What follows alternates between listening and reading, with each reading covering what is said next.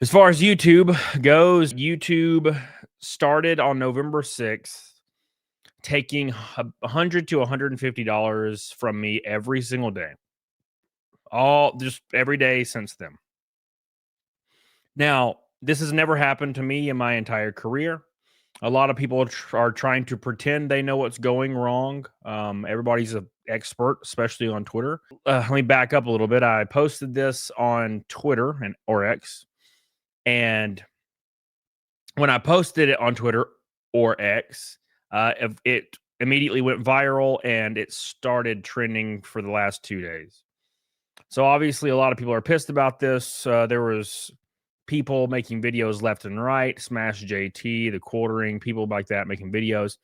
I didn't watch any of these videos. I watched a little bit of SmashJT's because I saw it live, but I haven't watched any of these videos. I don't usually watch videos about me. I'm not interested. At any rate, it started trending. Now, at this time, YouTube had already commented on the post saying to just reach out to creator support. Just go reach out to creator support, Cody. It'll be all right. You ain't got to worry about it. They're totally going to fix it. Well, of course, I reached out to creator support, and creator support had no idea what I was even talking about. I'm not shocked at all because it's either a very, very low quality AI or it's a dude in India. And nothing against dudes in India, but they don't have any perspective on what's happening. They just think it's something that's normal, right? Because when people contact these help areas, it's usually for like 3 common things, and that's all they know how to speak to. Unfortunately for me, I contacted them several times and they couldn't even fathom what I was talking about. So that did not help. And I will pull up an example of this. They basically told me to contact my bank, and I'm like, my bank has nothing to do with this. This is on YouTube's end. My bank hasn't even been affected yet. And they're like, oh, you just have to call your bank and tell them to reverse the charges. And I'm like, there is no. I started getting pretty heated about it. Here's the first one. I love how they frame this, and I guess anyways. So I basically said right here to the Google support, this is my 10th conversation with Google support. I said, money is being removed from my revenue. It is getting to the point where I almost owe money to YouTube. I know what's going on roughly. Can you please investigate this? They said, thanks for confirming. I know how concerning this can be for you as a creator. No worries. Let me check it out. For this one, it's currently out of our expertise. We highly suggest you contact your bank account directly to report this unauthorized charge. I never even said there was an unauthorized charge at all. I did say that the chargebacks are being claimed to be a hack from a bank. That's all I said, and they interpreted that as my bank, and I was like, no, it's not my bank. You're missing. I'm giving you context.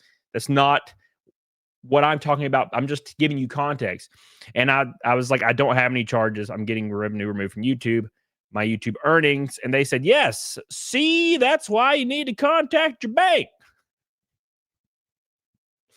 Anything else for now? Kill yourself. That's basically what they're saying. So yeah, that didn't help at all. And YouTube kept suggesting that I just keep contacting my bank. And the YouTube Twitter account kept suggesting that I just contact the help desk, which literally serves zero purpose at all. I don't know why it exists. Now, a lot of people don't understand how this works. If you have any experience contacting companies, what do you usually do? You contact their customer service number, you email, stuff like that, right? You dial an 800 number and you talk to somebody. I have seen people suggesting I do that. I dial the 800 number and talk to people. What you don't realize is YouTube does not operate that way. There is nobody you can talk to. None of that exists. You just have to go through the avenue that they allow you to go through, which is messaging help desk. There is not a person you can call on an 800 number that will answer and talk to you. Just for future reference for people that aren't aware of that. You can't just call people on YouTube. So at any rate, then I posted that I was shit out of luck, and I quote tweeted another person that had something similar happening to them currently. And lo and behold, YouTube's official 2 million follower account liked my post saying YouTube told me I was shit out of luck. Pretty unbelievable stuff. They actually liked the post, which you can see right here in my dog face. Just adding insult to injury, twisting the knife a little bit. Now, at this point, it was trending. It was funny actually. I went over to the trending tab and it was the first thing on trending. And I was like, oh my God. Right. So YouTube started commenting on every single post of mine that was pertaining to this, saying that they emailed me. Okay. So YouTube was like, we emailed you. We emailed you. We emailed you. Please confirm you got the email. Please confirm you got the email. Right. So I did get the email. I'm going to read it to you. I don't feel like taking screenshots of the email, but I'll just read the direct emails to you. So emails, the YouTube said, hey, we're reaching out to you. We are the YouTube's community outreach team.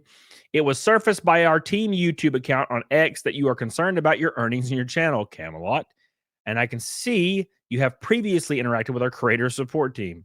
We currently are investigating your concerns, but in the free time, feel free to provide any additional context. We'll go back to you via this email thread as soon as we have an update. Thanks. Which sounds to me like it means nothing. Now, I gave them all the information that I have available pertaining to this topic. I was like, look, these chargebacks came from a bank account. These chargebacks were not intended to happen. These chargebacks do not fall under the fraudulent key.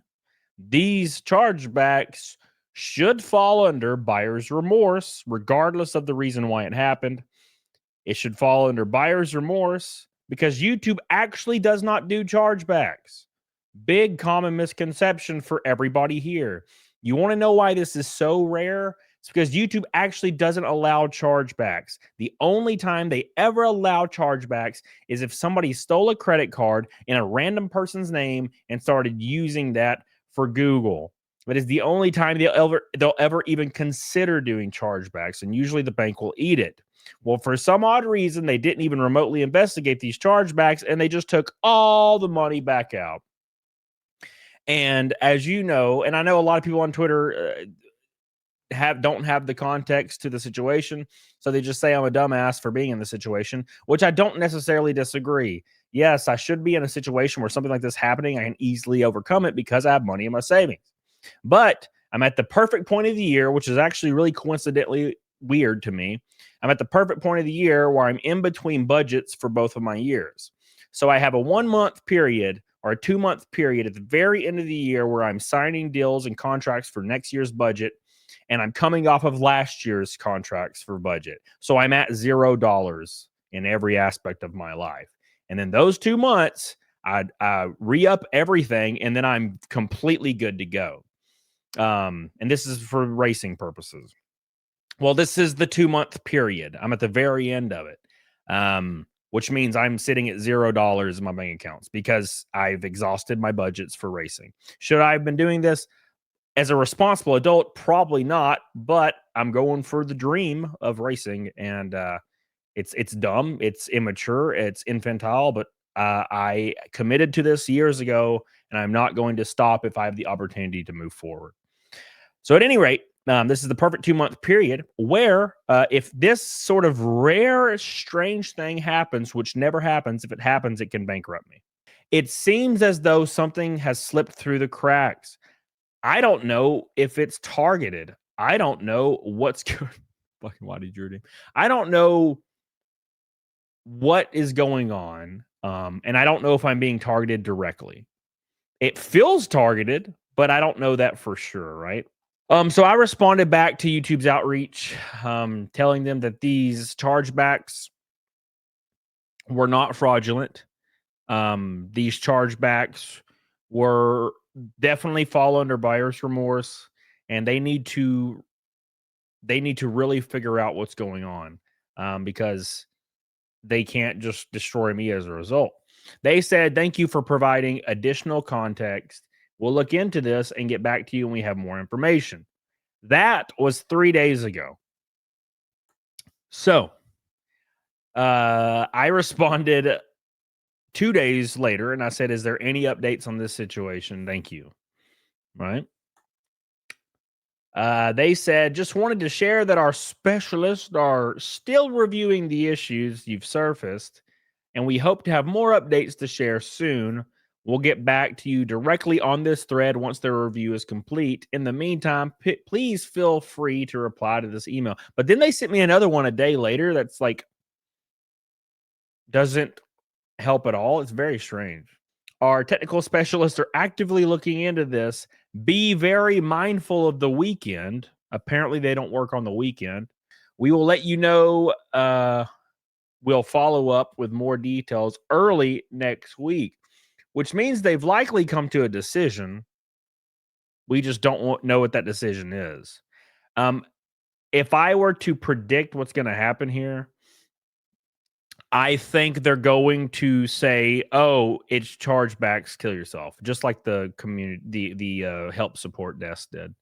I think they're going to be looking into it very rigorously or vigorously, and they're going to be like, "Oh, we figured it out." And I'm like, "Yeah, what is it?" And they're like, "Oh, they're chargebacks." And I'll be like, "Oh, wow, that's crazy. I knew this. What is this information you're telling me?" Right? That's what they do. They'll literally tell you what you already know. I unironically had a conversation with the community outreach or whatever. And I was like, hey, there's some chargebacks on my account that I'm pretty sure are not supposed to be allowed because they're not fraudulent. And they were like, let me look into this. And I was like, okay, cool. And then 10 minutes later, they're like, oh, yes, I see. It looks like you have chargebacks on your account. And I'm like, yeah, I just fucking said that. What are you talking about? They don't even retain any information. They just spit out shit.